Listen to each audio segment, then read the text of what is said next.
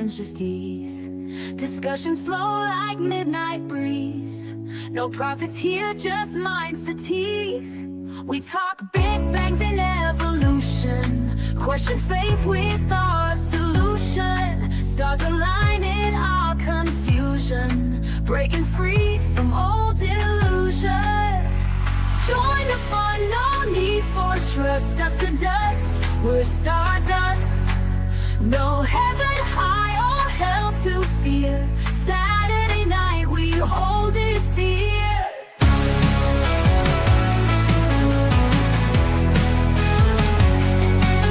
Fun and laugh at myth believers.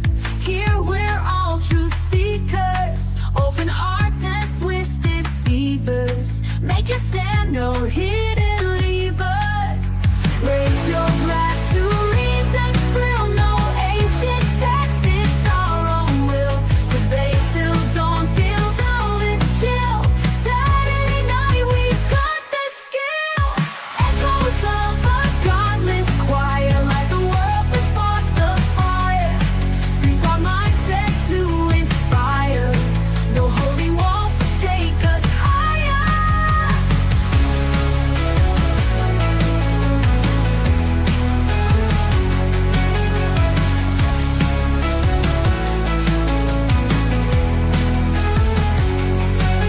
Join the fun, no need for trust. Dust to dust, we're stardust. No heaven high or hell to fear. Saturday night, we hold it dear. Join the fun, no need for trust. Dust to dust, we're stardust. No heaven high or hell to fear. Saturday night, we hold it dear. Join the fun, no need for trust. Dust to dust, we're stardust. No heaven high or hell to fear. Saturday night, we hold it dear. Fun and laugh at myth believers. Here we're all truth seekers. Hello, everybody. Welcome to Saturday Night at the Atheists, where we gather as a group of atheists to have some fun. And hello, Mike, Scott, Simos, and Brainless. Thank you for joining us. Well, good evening. Hello. Happy to be here. And hello, everybody in the chat as well. Good to see everybody joining in, dropping emojis, showing the love. Appreciate it. And with that, I did want to address something before we start tonight.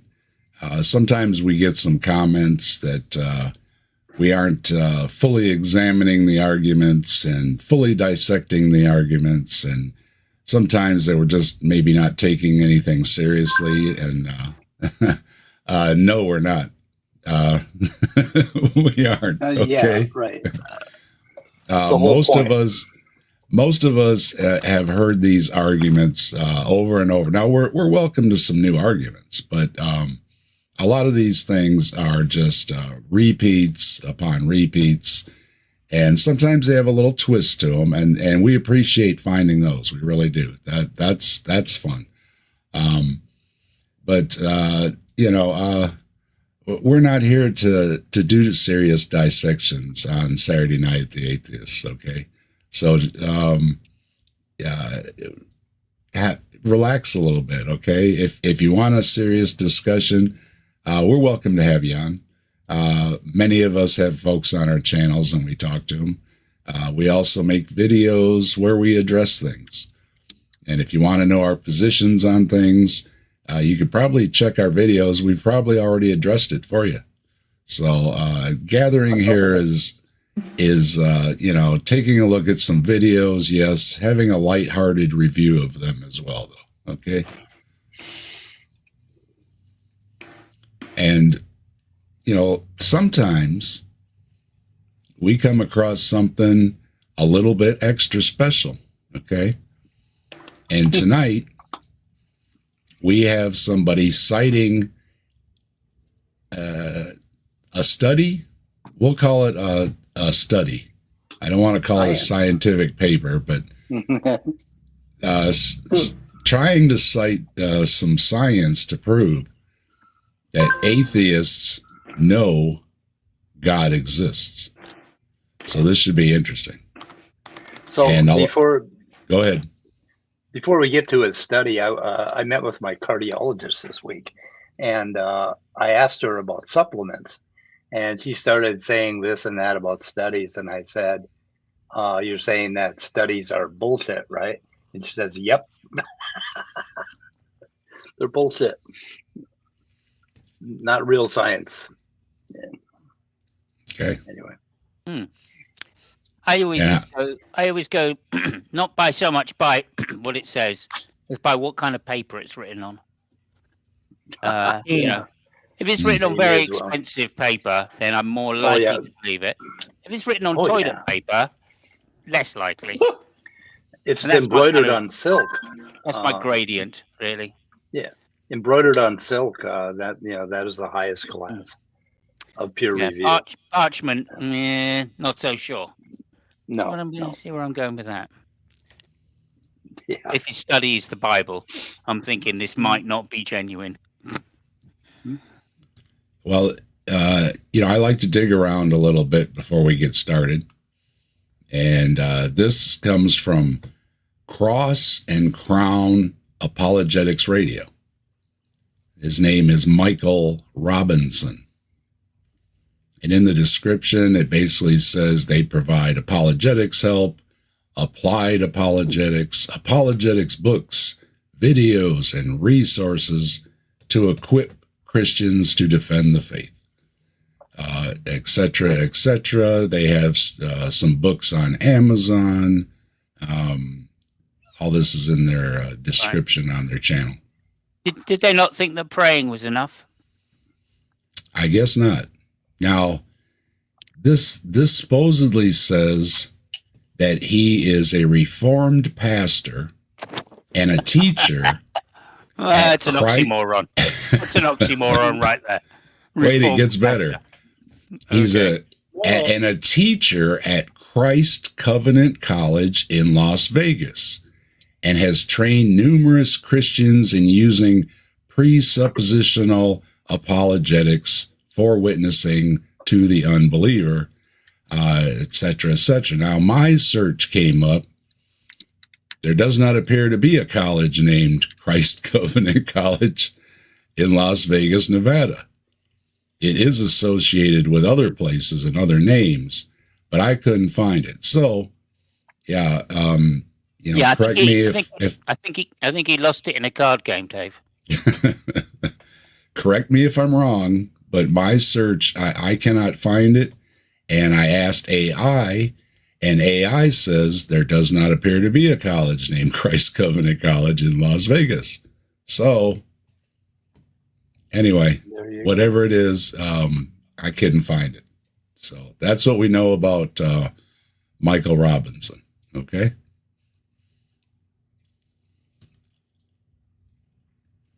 Now, Michael's going to pull this paper, and the link is in the description if anybody wants to look at it. I passed it around. Some of the folks here I know already took a look at it. Interesting study, really, really massive study. A whole 20 people or something. And hey, Rochelle became a member, and you know what that means? Woohoo! We've all got to take our pants off. Wait. You rock, let's rock with the fire in our veins. Rock on till the skies, till the thunder and rain. All hail Bigfoot, the legend, the king. He walks among shadows, the wild spirits sing.